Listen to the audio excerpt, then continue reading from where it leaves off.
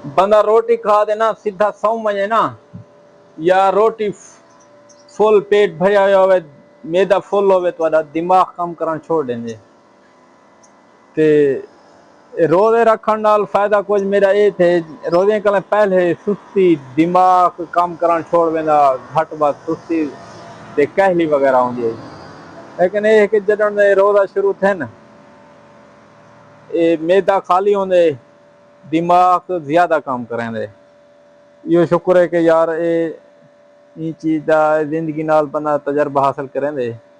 ते हुण मेरे को बड़ा एहसास है कि यार वाकई ये ज्यादा रोटी, पहले तो मैं रोटियां तकरीबन 3 रोटियां खा बैठा, तो हुण मेरा अपना इरादा ये है कि मैं रोटियां चाहे माह रमजान के बाद ना रोटियां मैं घट खासा, 2 दी ज्यादा 1.5 ते 3 दी ज्यादा 2 खासा। क्यों जो इंदा मेरा फायदा एक तो अपना दिमाग ठीक काम करे सी, मैदा खाली हो सी ना थोड़ा जहा दिमाग तेज सी अगड़ा सी। बकाया कल दी वीडियो तक मैं आख्या ना, एक तो यो देहात दे विच हसद लोग ज्यादा करे ने यार, हसद ज्यादा पता मैंने देहात है। कोई भी थोड़ा जहा तुसा कोई काम करे सो ना, चाहे वो जरूरियात जिंदगी हो सी, अयाश प्रास्ती का हो सी, वो हसद करना पाए कि यार ये क्या है यार, ये देहात ये मसला ज्यादा है। शहर कि हर कोई अपनी अपना काम नाल काम रख दे, भी कहीं की जिंदगी लत नहीं अड़ेंदा, ये होंदी है। देहात ये चीज कहीं नहीं यार, आप आदे नहीं वो भावें अपनी उन्हें दी पिछवाड़ा पिशाब नाल भरिया पिया होवे, वो ऊँ चीज को नहीं दे दे, बे दे उत्ते गाल जरूर करे सन।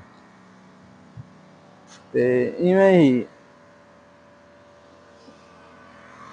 बिया हुण तुहाडे नाल यार यह है कि ताको मैं रिक्वेस्ट करे सा कि तुसा मेरी वीडियो ते ना कमेंट किया करो, मेहरबानी होती तुम्हारी, कमेंट जरूर किया करो और मेरे को सपोर्ट करो ताकि यार बंदा मजीद तुम्हारे वास्ते अच्छा अच्छा खबर अच्छा अच्छा गल ही मैं कर सका। मेरी हमेशा कल कोशिश यह होंगी है यार, बकाया उमें तुम्हारी मर्जी है। देहात दे विच अच्छा है कि जरा मेरी वीडियो दे ना कमेंट डेली करें रही, हर वीडियो दे उनको जरूर अंब आसन मैं उन्हें को एक पेटी अंबे नहीं दे सा, ये मेरा वादा थी गया। जरा बंदा डेली मेरी वीडियो दे आ दे कमेंट करे थी, उनको मैं अंबे नहीं मौसम में एक पेटी दे जरूर अंब बीजे सा उन्हें को, ये मेरा वादा थी गया।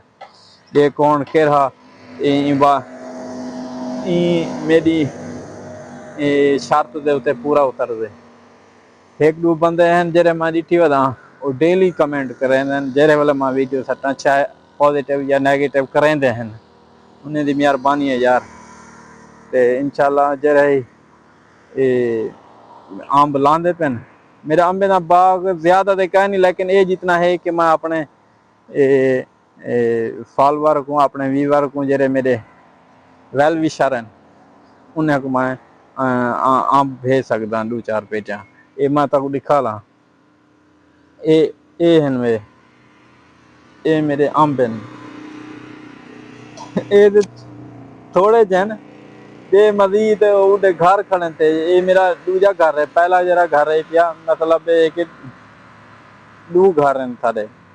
एक घर ये है इनको वाली तमीज कहीं से किया बात उत्ते दुकान वगैरह पाती करें, लेकिन बिया घर उड़े है पिया उथा, मतलब उथा भी सारे आंबे ने बूटे हैं पे 7-8 बूटे हैं जेरे अच्छा फल दें। ये हाली बाल है ये छोटे बूटे हैं, लेकिन वो जरे बूटे ना वो ज्यादा वड्डे हैं पे। मैं तो इथों जूम कर दिखा ला, एक खड़े ने ये सारे बूटे ने, ये पिछो दे बिया पिछला बाग तक मैं दिखा ला वो खड़े हुए, वो तो कहीं बेद है, लेकिन सारे बूटे खड़े हुए ये पीछा तक जूम कर दिख रहे हैं।